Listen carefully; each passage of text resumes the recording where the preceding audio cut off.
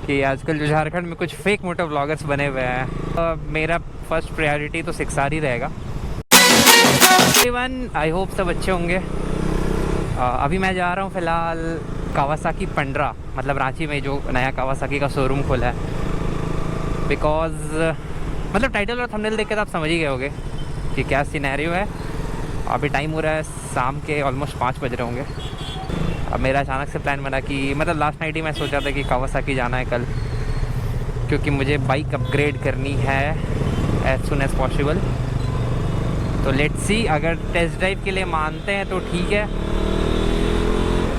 अगर test drive के लिए मानते हैं तो फिर मैं Z900 और 6R का टेस्ट ड्राइव लूँगा। मतलब मेरा फर्स्ट प्रायोरिटी तो 6R ही रहेगा, क्योंकि Z900 काफ़ी भर चुका है रांची में भी और बाकी जगह पे भी। डेट्स वाई Z900 में मेरा उतना इंटरेस्ट रहा नहीं अब। और मुझे Z900 का BS4 मॉडल ही पसंद है, जो थोड़ा शार्प लुक आगे से फ्रंट से लगता है उसका। अभी वाला उतना कुछ खास नहीं पसंद, लेकिन अभी वाले में आपका फ़ीचर्स कुछ ज़्यादा है। Electronic features like traction control और लटपट क्या क्या है, आई डोंट नो। जब लेना ही नहीं है तो फिर जान के क्या करना। हाँ, तो यही सीन है। आने वाले कुछ टाइम पे पतरातू का सीन बहुत टाइट होने वाला है। मतलब ऑलमोस्ट समझ लो हो ही गया है, क्योंकि आज एक लड़का स्पॉट डेथ कर गया पतरातू में, ऑन द स्पॉट। वो मेरे पास कुछ क्लिप्स हैं, मैं डाल देता हूँ अभी।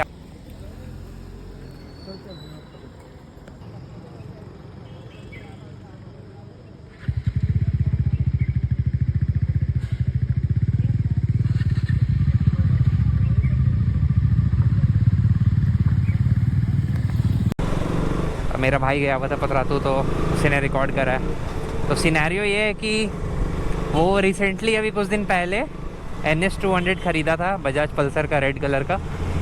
और सुनने में मुझे जैसा आया है, जैसा भाई बता रहा था कि वो व्हीली परफॉर्म कर रहा था, व्हीली मार रहा था। और जस्ट अपोजिट साइड से, दूसरे साइड से एक टर्बो आ रही थी, ट्रक। वो नॉर्मली आप देखे होगे ब्राउन कलर का आता है, वो आ रहा था फुल स्पीड में एंड दूसरे से टकरा गई और लड़का ऑन द स्पॉट डेथ हो गया। ये कुछ अच्छा सीन नहीं चल रहा है अभी पतरातू में, और ना रेस्ट्रिक्टेड एरिया हो जाएगा वो बाइकर्स के लिए, ख़ास करके संडे को। आई डोंट थिंक सो जो रियल कंटेंट क्रिएटर है या फिर जो एक्चुअल मोटो ब्लॉगर है, टू बी ऑनेस्ट, जो खुद को सोशल मीडिया इन्फ्लुएंसर कहते हैं कि हाँ मैं इन्फ्लुएंसर हूँ, मैं मोटो ब्लॉगर हूँ, और जो पब्लिकली स्टंट करते हैं, उन लोग को मैं खास करके टारगेट करके बोल रहा हूँ, जो झारखंड में है या नहीं भी है, जो भी है, देख रहे हैं नहीं देख रहे, आई डोंट नो, कि भाई पब्लिकली स्टंट करना बंद करो। तुम्हें खुद भी नुकसान होगा, सामने वालों को भी होगा, और तुम्हारे चलते जो एक्चुअल कंटेंट क्रिएटर हैं, जो एक्चुअल मोटो ब्लॉग्स बनाते हैं, ना ड्रैग रेस ना स्टंट के नाम पे व्यूज़ नहीं लेते, व्हीलीज़ वगैरह नहीं मारते, उन लोग को भी जीने दो यार। Patratu is the last option for us, जो एक्चुअल कंटेंट क्रिएटर है। मैं काफ़ी टाइम के बाद इस रूट में आया हूँ और अभी तक ये फ्लाईओवर नहीं बना है। यस, मैंने न्यू ग्लव्स लिया है, राइडिंग ग्लव्स एक्सॉर का। मुझे 3,500 के अप्रॉक्स पड़ा है, और फ्यूल अप हो गया। हाँ, तो मैं ये कह रहा था कि आजकल जो झारखंड में कुछ फेक मोटो व्लॉगर्स बने हुए हैं, जो मतलब देखो, मैं सबके एफर्ट्स की रिस्पेक्ट करता हूँ, आखिर सब मेहनत ही कर रहे हैं, और मेरा वैसा कुछ इंटेंशन भी नहीं है कि मैं किसी को कुछ भी बोल दूँ। लाइक सब अपने जगह पे ठीक है यार, अपने अपने ओपिनियन सबके सही होते हैं, लेकिन जो एक्चुअल है, जो फैक्ट है, सो है कि पब्लिकली स्टंट करना बंद कर दो भाई, नहीं तो नुकसान तुम्हारा ही है। अब आप ही सोच के देख लो यार कि उसके फैमिली वालों ने उन्हें उससे बाइक लेके दे दिया होगा, लाइक NS200 2 दिन 3 दिन पहले, और आज वो है ही नहीं, वो लड़का ही नहीं है। तो आप खुद को रख के देखो, देन आपको रियलाइज़ होगा कि हाँ, कि सही है, ठीक कह रहा हूँ मैं भी, क्योंकि सबका POV अलग अलग होता है ना, पॉइंट ऑफ व्यू। अब कोई इस चीज़ को गलत वे में ले ले तो खैर अलग बात है। दैट्स मतलब उससे मुझे घंटा फ़र्क नहीं पड़ता कि तुम कुछ भी सोचो मेरे बारे में। लेकिन मेरे जो ओपिनियन है वो तो मैं दूंगा, जो फैक्ट है सो फैक्ट है। अब कंटेंट के चक्कर में अपना जान गंवा दोगे तो खैर कोई ये नहीं है ना, तुक नहीं बनता। मतलब अब एक ही मान के चलो, मैं आरसी चला रहा हूँ, अभी मुझे आगे भी तो और बाइक्स लेनी है ना, सुपर बाइक लेनी है मुझे, अपनी बाइक्स को अपग्रेड करना है। जैसे मैं अभी जा रहा हूँ फिलहाल कावासाकी, मैं देख के रखूँगा कि क्या सीन है, क्या प्रोसेस है, कितने मुझे पैसे देने होंगे, लटपट जो भी है। तो एक ड्रीम होता है ना यार कि हाँ मैं ये बाइक लूँगा, वो बाइक लूँगा, आगे भी कुछ बाइक्स लूँगा। अब आप एक ही बाइक में चले जाओगे तो खैर सपना सपना ही रह जाएगा। दैट्स वाई फैमिली का भी सोच के चलना रहता है। और मेरा कोई ऐसा इंटेंशन नहीं है फालतू का ज्ञान देने का, लेकिन जो सच है सो सच है ना।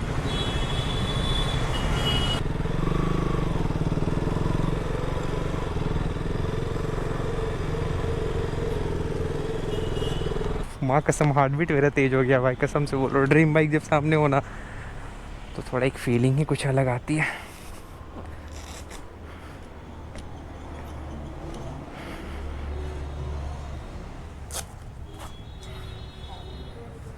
C900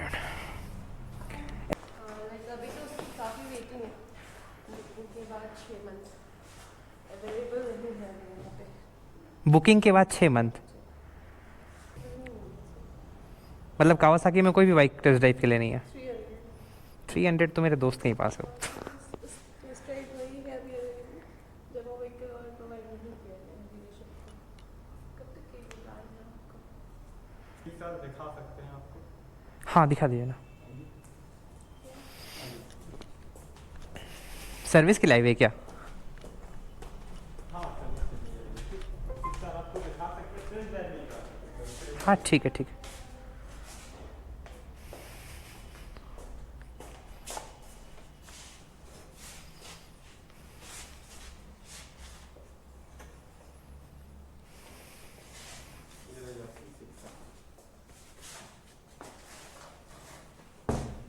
बैठ के देख सकते हैं सर।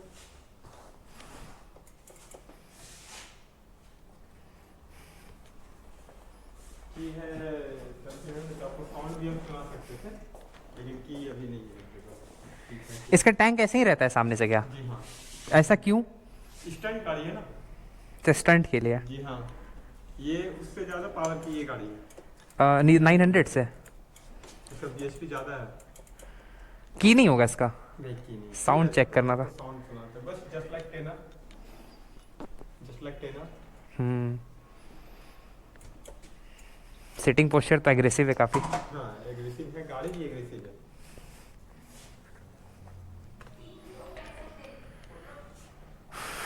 ओके, अच्छा है, कंफर्टेबल है। अब रेसिंग बाइक है तो सर थोड़ा सा इस टाइप का रहेगा।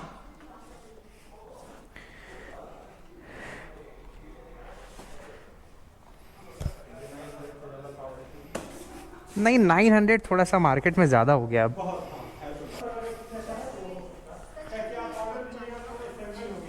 अच्छा ओके, हाँ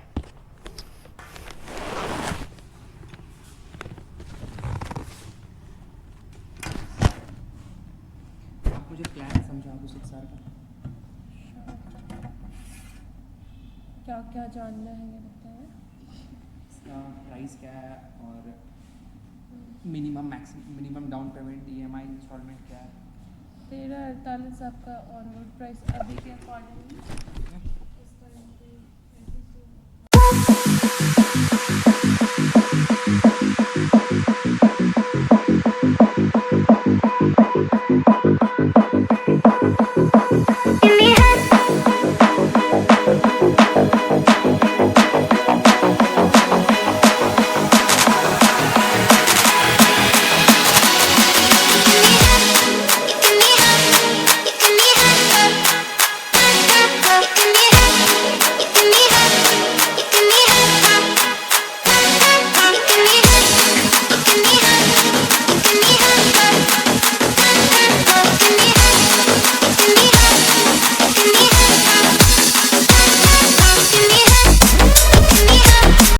ऑलराइट गाइस, तो ये है कावासाकी और ये हूँ मैं।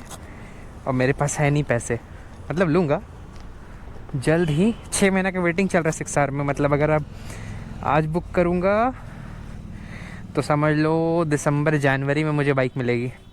ऐसे इन लोगों का कहना है कि जो भी कलर आप बोलोगे वो आप, बुकिंग अमाउंट 1 लाख रुपीज़ है।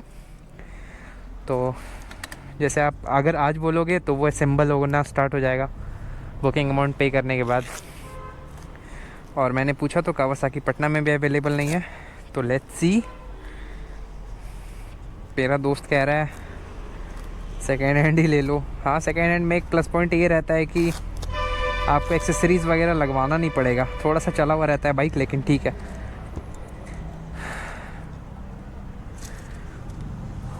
मैंने सारा प्राइस लिस्ट वगैरह ले लिया है 6R का।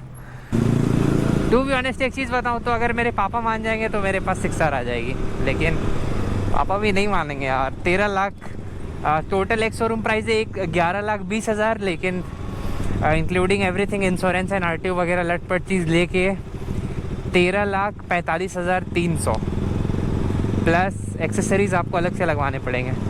तो आप एक्सेसरीज़ भी अगर आप जोड़ लो तो ऑलमोस्ट आपको 14 लाख रुपया पड़ जाएगा। 13.5-14 लाख रुपया, 14 लाख मान ही लो, क्योंकि फिर एग्जॉस्ट भी तो लगवाऊंगा ना। और मैंने पूछा 4,30,000 समथिंग डाउन पेमेंट करोगे 5 साल के लिए तो आपको 19,200 या 19,800 रुपये आपको EMI इंस्टॉलमेंट आएगा मंथली का। लेट्स सी, फिंगर क्रॉस, बहुत जल्द दूंगा। सो बाइक मुझे पसंद आ गया 6R। सिटिंग पोस्चर भी अच्छा लगा, एग्रेसिव काफ़ी। तो आज का वीडियो यहीं पे एंड करते हैं। Hope so you like this video, और कमेंट करके बताना कौन सी बाइक अच्छी रहेगी, 6R या Z900। मिलते सीधा नेक्स्ट वीडियो में, तब तक के लिए राइड हार्ड, राइड सेफ, और पब्लिकली स्टंट करना बंद करो इन्फ्लुएंसर्स, ताकि आप भी सेफ रहो और सामने वाले को भी सेफ रखो। मिलते सीधा नेक्स्ट वीडियो में, तब तक के लिए bye bye, stay tuned, bye.